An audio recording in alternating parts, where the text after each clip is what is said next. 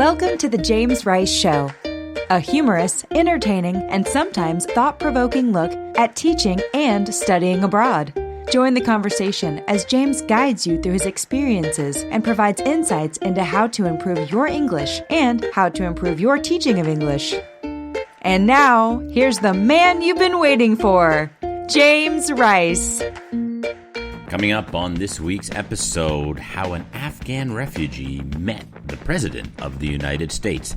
China clamps down on foreign teachers, virtual kidnappings returns, and country idioms. The names of countries are actually idioms. All coming up on The James Rice Show.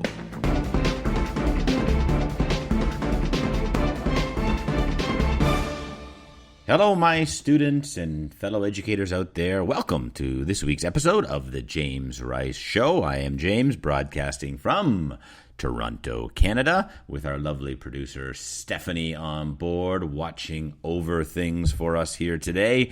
And I'm very pleased to be here, as always. I am the author of the Study It ESL textbooks, which you can download on the Apple iBooks store. It's also out there on Amazon, but the iBooks version gives a great interactive opportunity for you to study with videos and games and things like that. So check those books out, Study It ESL. So we're happy to be here and to bring you an interesting show today, because coming up a little bit later, we have an interview with a recruiting specialist who helps refugees who've come to America and helps them get jobs.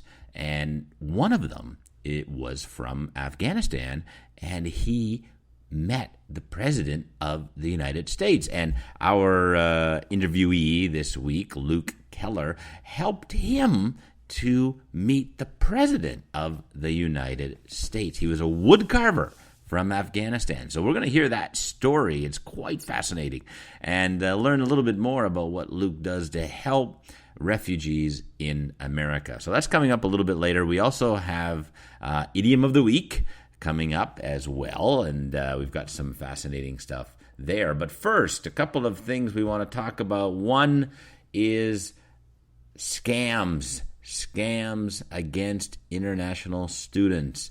And the Australian police has released a public statement about virtual kidnappings. Now, you know, if you're a regular listener to the show, we have been looking at virtual kidnappings quite a bit, because it happened to me and to my students about 2008, so it was about 11 years ago.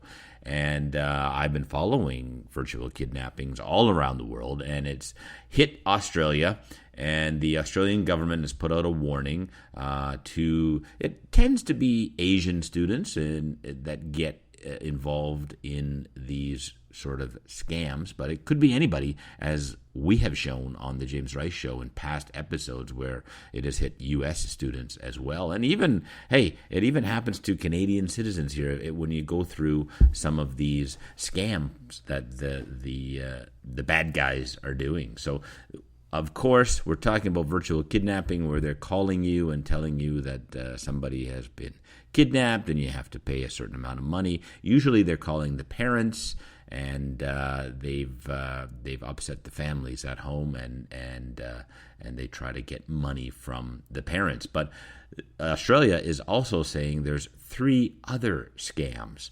So one is a tax scam, and that's where they're calling you up and they're asking students for money because they owe tax. And you have to pay a certain amount of funds, or your visa is going to be denied or refused, or you're going to be returned to your country. So, again, students, tax companies do not call you, all right? The tax departments of different countries do not call you, all right? So do not react to that. They do not send texts either, okay? If there is an issue, they will usually mail out something to you or your accountant. So, they're not going to call you. The other one is a Chinese embassy scam, where the embassy, they're pretending to be embassy officials targeting Chinese students. Again, that's probably not going to happen. Embassies don't call you. And if any of these happen to you and you are worried, call the authorities, call the embassy, or call the tax department. It will take you only a few minutes to get that done, and you will find out. All right, the last one is a package notification scam. So they're using UPS or FedEx. They're pretending to be one of these companies, and they're asking you for money to deliver a package. So 4 different new scams that are out there, and of course one being virtual kidnapping. So, guys, you got to be careful out there. If you are a student, we do not call or text you with these messages. Okay, we're not going to send you. Our governments are not going to send you stuff on Facebook. Companies aren't going to do that. All right, that doesn't happen in Western culture. All right, so be careful. The other big issue that's coming out is of course what's happening in China with foreign teachers. And I know last week we talked about teachers that were arrested. They were arrested in China for allegedly using drugs and things like that. And what's happening now is in China, the government is kind of cracking down on illegal teachers. So teachers who do not have the proper visas are being arrested and sent out of the country. And if you have done anything, remotely illegal in China, it is a dangerous problem. Now, the reason why there are many illegal teachers in China is that what happens is the teachers arrive into some of the main cities, Beijing, Shanghai, and they get their legal visa, and then they extend their visa. They even travel outside of those major cities to smaller towns where it's quieter, it's a better lifestyle, and they work there often illegally. And they've overstayed their visa, and the companies hire them and pay them cash and do things like this. And the government of China is cracking down. They're finding those teachers out there that are doing it. So teachers, if you're traveling abroad, you've got to be careful. You've got to maintain your visas, all right, and be smart with your lifestyle abroad. You're in a foreign country. You're a guest in that country, and you need to be careful in that country with whatever laws and whatever rules that they have in place for foreigners. And that's just the reality of living and traveling abroad. So please be careful. Now, a quick commercial here, guys. If you guys want to earn more money, then you can actually earn and listen to the James Rice Show at the same time. Yes, go download the app, www.podcoin.com, and it's in the description below, podcoin.com, and you can actually earn money while you are listening to the James Rice Show. So that app will pay you to listen to the James Rice Show. So download it and play the James Rice Show through the Podcoin app, and you will earn money while listening. Very cool. All right, coming up next, we have our Idiom of the Week. The Study It textbooks are the first ever completely digital and interactive English as a second language textbook series. Once downloaded, these textbooks do not require a Wi-Fi connection. Students and teachers can use them anywhere, anytime. Used in over 40 schools, universities, and NGOs worldwide. Study It is the future of English teaching. Visit www.studyitbooks.com for more information. It's time for James's Idiom of the Week. Did you know that there are idioms out there for many country names, including your country, perhaps? Yes, it is true. Some idioms are based around the names of countries, and we're going to take a look at our top 5 country name idioms. All right, first one. The first idiom is pardon my French. Pardon my French. This idiom means I'm sorry for swearing. Yes. So if you say a bad word, such as, man, it is really bleep, bleep, bleep, hot, then you say, oh, pardon my French. Or sometimes if you know you are going to say a swear word, then you could say, pardon my French, it is really bleepity bleep hot. Interestingly, this expression came from the 19th century. And when English people used French expressions in conversation, they often apologized for it because their listeners weren't familiar with the French language. All right, number 2, go Dutch. Go Dutch. To go Dutch means that you will share the cost of a meal. So if you're going out with your friend, maybe your girlfriend or boyfriend, and you want to pay for half of the meal or share 50-50, you say, let's go Dutch. Now, if your boyfriend asks you, ladies, on a date and says, let's go Dutch, well, that is not good. That means you might have a cheap boyfriend. So be careful with any man that wants to go Dutch. All right, next. Oh, and the origin of that phrase, to go Dutch, just to finish that thought, is that it is from the 17th century when England and the Netherlands, or Holland, that's the Dutch, they fought over their trade routes and their political boundaries. So they agreed that both sides would pay for their own expenses and go Dutch. And that's where the expression came from. All right, next one, number 3, a Mexican standoff. A Mexican standoff. Now, this expression means that there is such a big disagreement over something that no one can win. So if you are talking about something with your boyfriend or girlfriend and you both cannot agree on what to do, then you say, okay, it's a Mexican standoff. Let's agree to disagree. Now, this expression is sometimes thought of by Mexicans as being kind of an insult because it originated in the 19th century when many of the American cowboys were fighting with the Mexican bandits. But nowadays, you can see Mexican standoffs in movies when the good guys and the bad guys, both have their guns out and they're both going to shoot each other. So it looks like, nobody's going to win. Everybody is going to die. So that's a Mexican standoff. Number 4, it's all Greek to me. It's all Greek to me. Now, I often hear this idiom, and it means I don't understand anything, or I can't understand anything. Sometimes when I go to math class at my high school, I cannot understand what the heck they're talking about because it is all Greek to me. I'm hearing English, but it's math English, very difficult. So it's all Greek to me. And that expression, that idiom was created by Shakespeare. Yep. And used in his play Julius Caesar. Right. Last one, number 5, Indian summer. Indian summer. An Indian summer is a period of very warm and dry weather that often occurs in the fall or the winter in North America or in Europe. Usually in the fall in Canada, the temperature is like 12 to 15 degrees Celsius or 50 to 60 degrees Fahrenheit. But if we get an Indian summer, then the temperature increases to like 20 degrees Celsius or 75 degrees Fahrenheit, which is very unusual. So you say, hey, I love an Indian summer in the fall.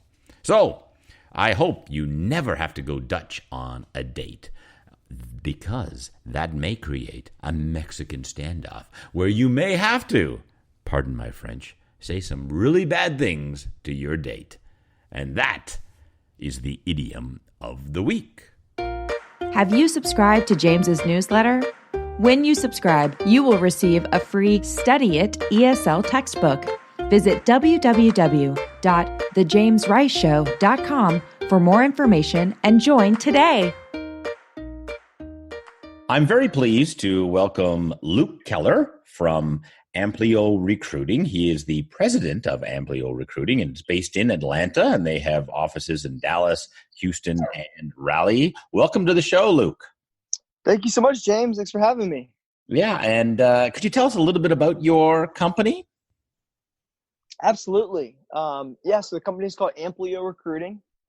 We started it about 5 or 6 years ago now, and we work hard as a staffing company, connecting the reliable refugee workforce to great companies. And so we serve primarily in light industrial manufacturing, as well as hospitality and recruiting. So we got this year we'll place about 1,500 refugees into part-time and primarily full-time jobs. In which case the goal is to get them kind of a forever home within one of those businesses. Wow, I mean, that's great. That's fantastic. What caught my eye was your story that you posted on LinkedIn about Najib from Afghanistan, I believe. Could you tell us a little bit about his story? Absolutely, yes, sir. So Najib, kind of a backstory. My wife and I started a nonprofit organization it used to be called the Lantern Project. Now it's called Tecton Career Training. Still is around today. That was built essentially to help primarily refugees get the training needed to get in the construction industry more in like journeyman positions. So welding, pipe fitting, masonry, carpentry, electrical.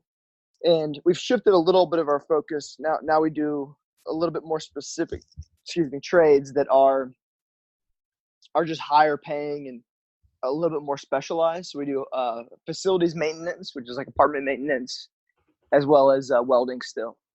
And so back when we were called the Lantern Project early on in the organization, I was officing out of our training center. And I was basically the only one there all day because the class is in the evenings. And this gentleman walks up to our door and knocks on it. And it's just this, it's Najib, this Afghani man who's about early 30s, mid to early 30s. And basically he tells me he heard that we had a large facility in the back that was not being used during the day. And he's a wood carver. And he needed a place to work. At that moment, he was carving his art just on the back of his car at his apartment complex. And it was a hot summer day here in Atlanta, as we call it Hot Atlanta here. So it was probably 95 plus degrees, and he just needed I think it rained on him a couple times, and he needed a good place to do his art. And so over the next few years, we just developed a friendship and really began to hear his stories. And at that point, I mean, we had 30 or 40 plus refugees from, coming through our program a year from about 25 to 30 countries. And, Najib actually then joined the program to learn a little bit more carpentry. And so really just again, began to developing a strong relationship with him. And my faith, I grew up as a Christian, and his faith is he grew up and as a Muslim man. And so we were able just to, share stories and meals. And I got to, getting to know his family really well, and began to understand more of more so what Muslims and Christians actually have in common, which was pretty cool. And he came to me one day and said, Luke, I want to thank, this is actually in 2016, he told me he wanted to thank the president for helping he and his family come to America. And I didn't know much, history on the matter, but I said, well, I actually think it's probably more Congress. But I gladly give, help you give whoever, a seal to anybody you would want. So he actually handmade a congressional seal that we then were able to present at the Georgia Capitol building for the New American Celebration, which is just a big event they put on here in Atlanta. So Najib was able to, he finished the seal and was able to present the seal. And now that seal sits in DC. And so probably like a year later, maybe a little more than a year later, he came to me and said, Luke, I'm going to make a presidential seal. He said, I did a little bit of research, and, I know George W. Bush gets a lot of flack for, while his presidency, certain people have, their own ideas as to what should have been done in certain cases. But one thing he did do good was help my family and I by helping to expand the SIV, which is the Special Immigrant Visa Program, that essentially allows, I believe it's anywhere in the world, but specifically Iraqis and Afghanis. It expanded the program for them. If you serve our military or our government in some capacity for, I believe, 5 years, maybe 5 or 7 years, you can apply for an SIV. And then I believe you have to have a few signatures from high up officials within your department. So long story short, he ended up, so he came over on an SIV, and in his words, George W. Bush was the man that expanded the program and helped he and his family come to America. So he told me he wanted to make a seal for him, and I told him, you know what, you do it, and I'm going to work my hardest. I'm in business development and sales, so I usually figure a way to get in front of the right person. So I told him I would do my best to try to get in touch with him, and after about 6 months of back and forth with many different people in his organization, I randomly got an email one afternoon, and they needed us to come up to Athens, Tennessee, to some events that George W. Bush was speaking at, and we could have Najib present the seal then, and that's what we did. And they took a picture and kind of shared some stories of Afghanistan, and Najib was almost in tears just with his excitement. So it was a beautiful moment for sure. Wow. So he was working as a translator for the military before coming to America? Correct. Yeah. So and what was he doing before he worked with the military in Afghanistan? Yeah, so he actually was he was doing wood carving professionally. He had his own business in Afghanistan, and was doing very high end kind of custom woodworking and wood carving, and then shipping it primarily to like Dubai and Abu Dhabi and Turkey, and making very good money. And when America invaded Afghanistan, in his own words, he did not want the Taliban to maintain control, and he does not share the same ideology as the Taliban, and so at the first moment he signed up to help be a translator, and so he already had very good English. He actually learned it from movies. I don't know how he got movies, but he learned English on his own, and then I believe he studied a little bit and served for about 5 years in a number of pretty high positions, working with pretty high up military personnel. So a wood carver from Afghanistan was able to come to America and meet the President of the United States. Yeah, yes, sir. Yes, sir. That's amazing. What was the president's reaction? He was shocked. I think I was interested as to how his reaction was going to be, and I kind of assumed that it was kind of a surprise, that his team wanted it to be a surprise for him. And so when we were in the room kind of waiting on him, he walked in, and I could see his eyes immediately go onto the seal. And so we walked up and introduced ourselves, and Najib handed him the seal, and he was like just stunned. And he's actually an artist. He wrote a book and does some watercolor painting, I believe. And so that they talked about art for a little bit, and then he was just ecstatic for sure. I mean, Najib must have been very emotional. Oh, absolutely. I mean, he's got the biggest smile on his face most of the time anyway. He's a very grateful, humble man. But it's a beautiful thing when you see somebody as humble and is just grateful to be, in a safe place with his family. You get to see him do something that he never in a million years thought he was ever going to be able to do. It was pretty cool. Now, I saw the photo that you posted. I mean, the seal was pretty big, wasn't it? Is it heavy? I mean, it looks big.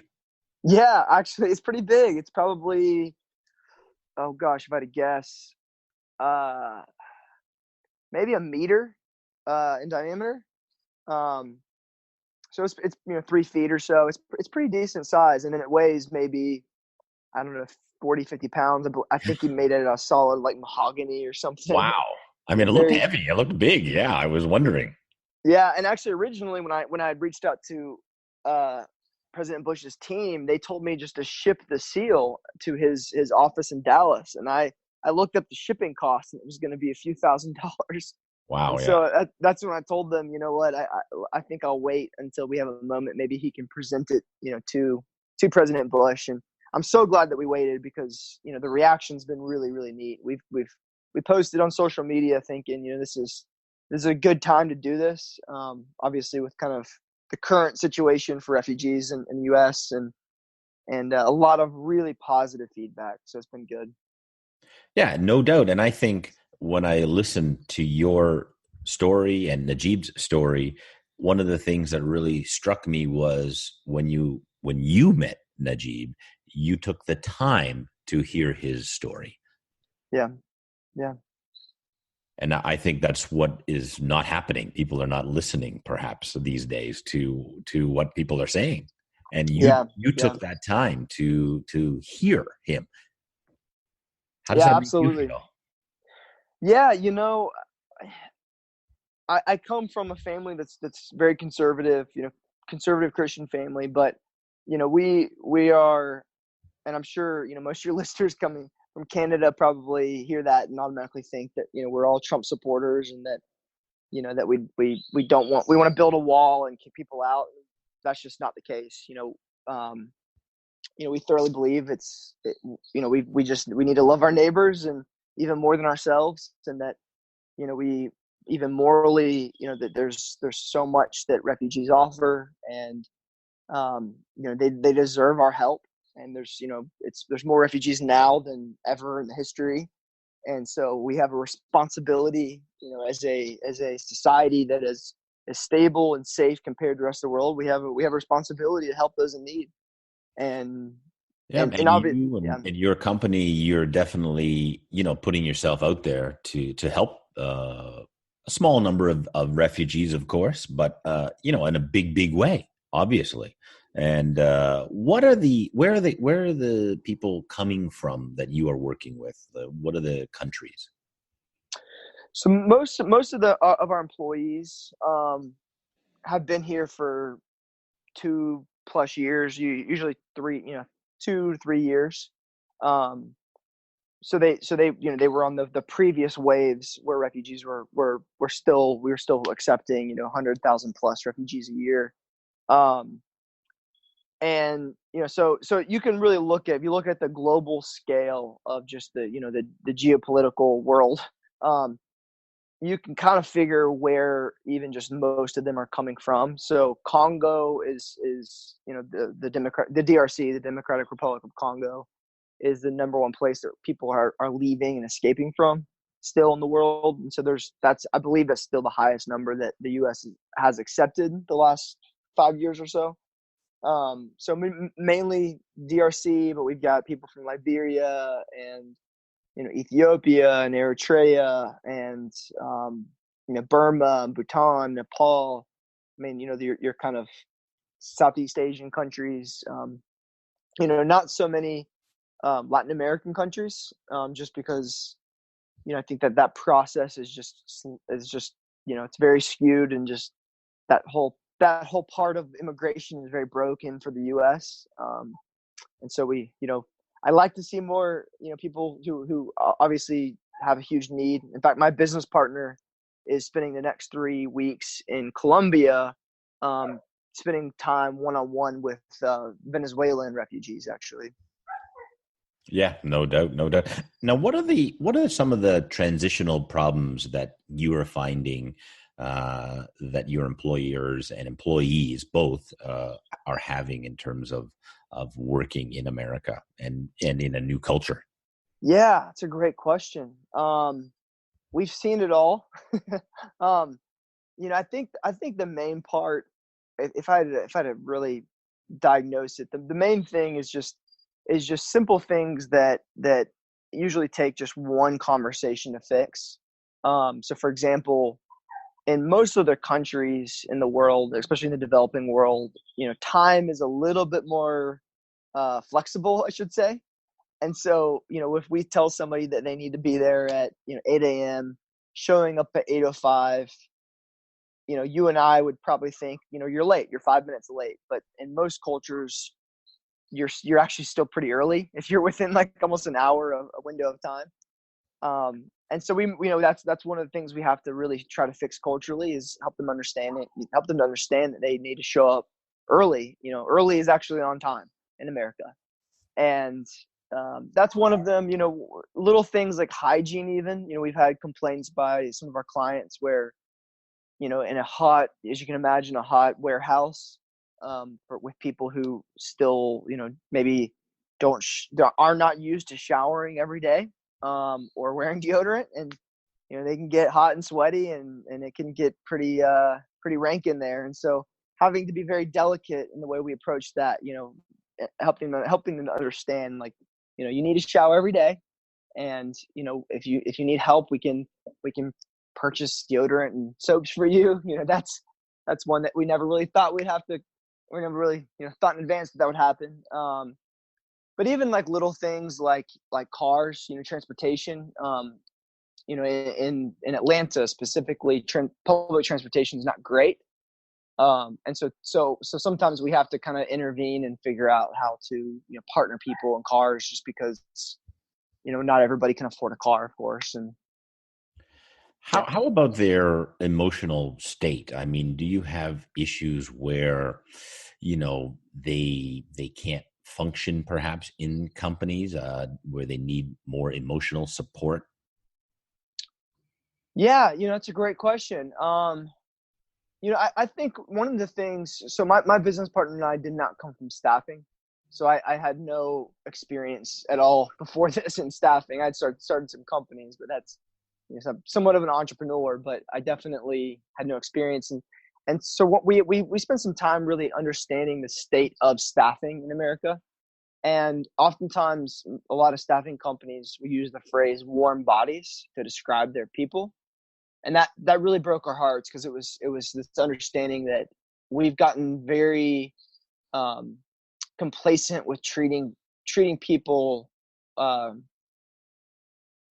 like warm bodies, rather than souls and humans and people that are contributors to our society. And so that was one thing that we really, really try to take a step further on. So whereas having someone just like show up and not developing a relationship with them, and not really understanding the intricacies of what makes life hard for people who are living at or below poverty level.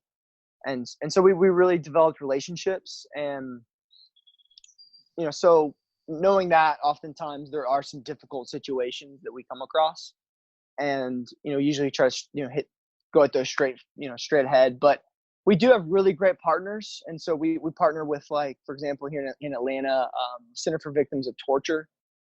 So a lot of refugees, I believe the statistic is very high. It's like 80% of refugees in some capacity were tortured, whether by their government, or militias, or terrorists, or whatever it may be, and they don't even really comprehend that. And so there's a lot of PTSD that I think that many refugees don't even know they face. And so we partner with them, and they'll send us people, and we try to refer people back there. And then we have sent people to counselors as well. Alcoholism is actually pretty high within a lot of refugee communities, because it's an easy way to try to numb the pain of what you've been through.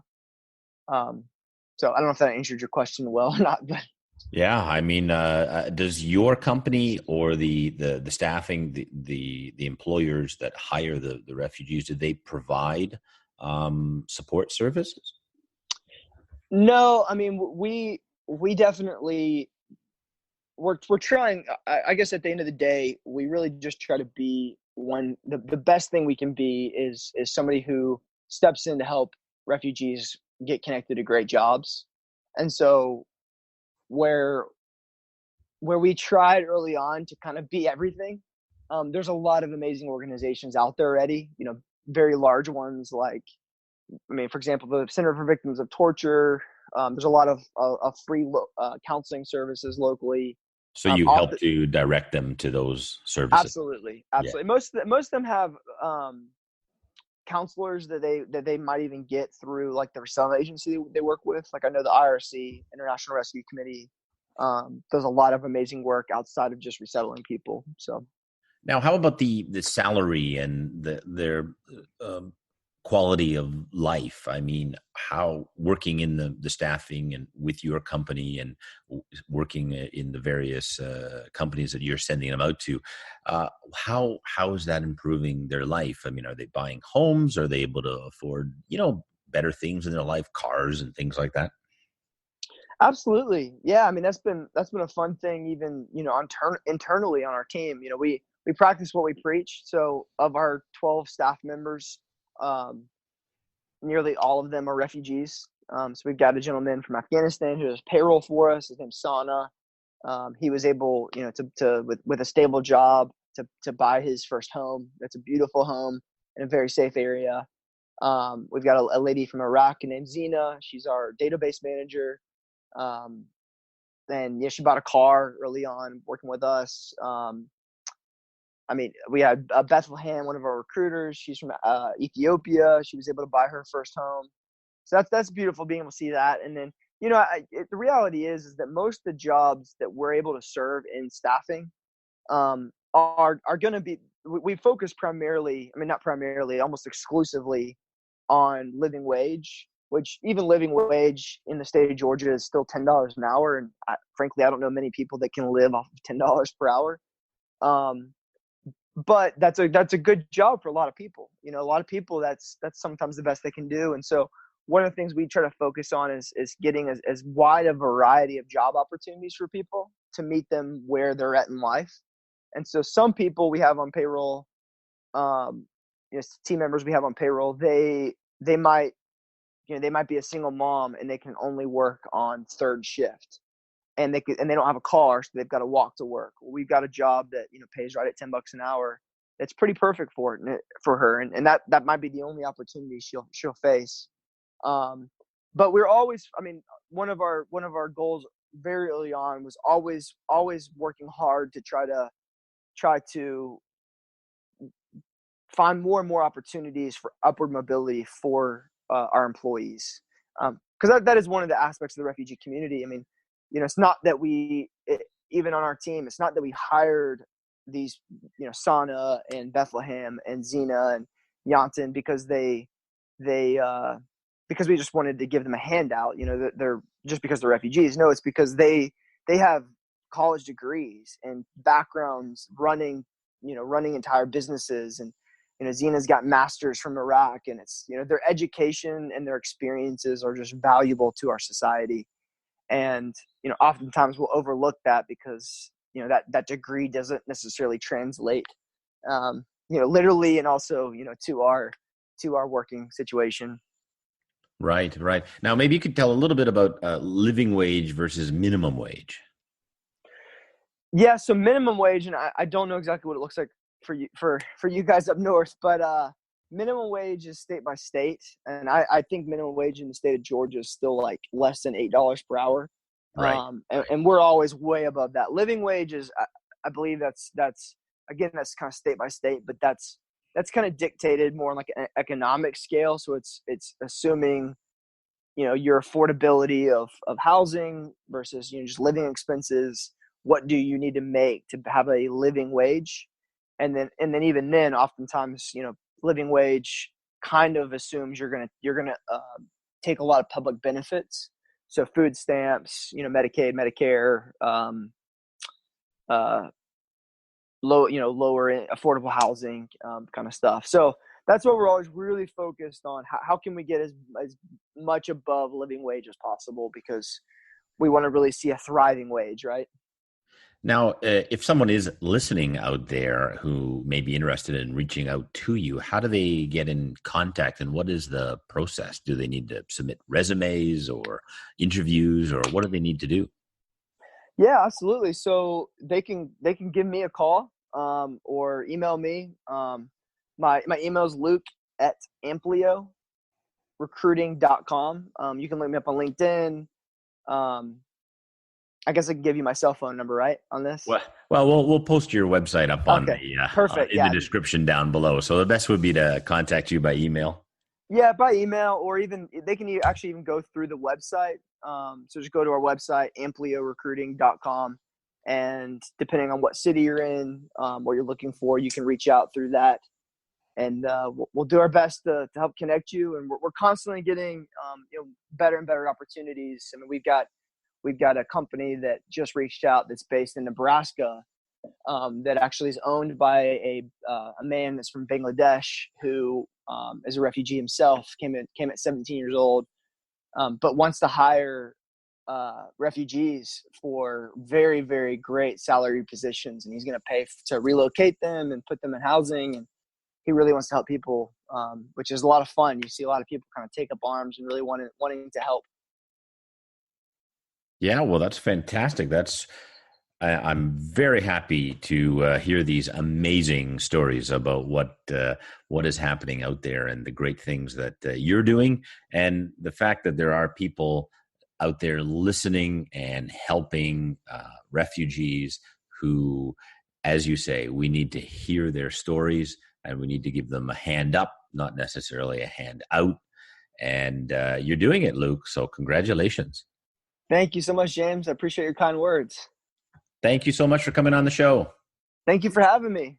Have you downloaded the Study It ESL textbooks yet for your classroom? The Study It textbooks are the first ever digital and interactive textbooks. Once downloaded, Wi-Fi is no longer required. Each book contains video and audio exercises, detailed grammar keynotes, reading and writing assignments, and amazing speaking projects. Grammar, conversation, pronunciation, business English, and listening textbooks are available. Visit www.studyitbooks.com for more information. So that was a fascinating interview with Luke Keller and what he's doing with his team there in the USA. And my experience working with corporations and learning English is back about, I don't know, maybe 15 years ago. I had a very big contract with a large manufacturing company here in Canada, and they brought me in to teach English lessons. Well, when I arrived, what we found was that essentially their English was fine. I mean, it was broken English. It was some students had bad English, I guess, or lower level English. I shouldn't say bad English, but had lower level English because they've been living in Canada for 30 years and they never knew the structure of the language. But what essentially was happening in this manufacturing firm was not a language issue, but a culture issue. And the issues that they were having were that they were culture gaps between the different groups. So there were people from Bangladesh, there were people from Chile, there were people from India. They were all not communicating with each other because they didn't understand each other's cultures very well, and there were some bad words, bad thoughts, bad thinking towards those cultures, and you have strife and tension going on there. And what we discovered was that we had to break down barriers, not necessarily teach language. So that, was what drew me to speaking to Luke, to see what his team was doing in America and how they were handling it. And, I said it in the interview, basically one of the great things that Luke does and did was listen to the refugees and listen to their stories and listen to their qualifications and learns about them. I mean, we're getting into a dangerous area where we're lumping in refugees and political asylum seekers and, generally people with problems in their countries who are trying to escape and get into a better world and a better life. We're kind of lumping them in with gang members and the bad guys of the countries in the world. And there are bad guys out there. We can't deny this fact. But not every refugee or every political asylum seeker is a bad person. They're looking for a better life. And if we have the opportunity to give it to them, we need to give it to them. And I think Luke is trying his best to give a hand up as opposed to just giving them a hand out, trying to get them to be productive members of society. So kudos for that. But I know it's tough, and it's not necessarily a language thing, but it is a culture problem. All right, Stephanie, what do we have here for our top 10 listeners for last week? Can you throw up the chart for me, please? Yeah, I'd love to give out here our top 10 listeners. This week, our number 1 listeners were from the USA. All right, number 2 was from Canada. Number 3, very interesting, Austria. So hello, my friends in Austria. That's the first time for you guys to appear in our top 5. So that's great. Number 4, Brazil. Obrigada. Number 5, the Cayman Islands. So somebody out there is listening to us a lot in the Cayman Islands, on vacation perhaps.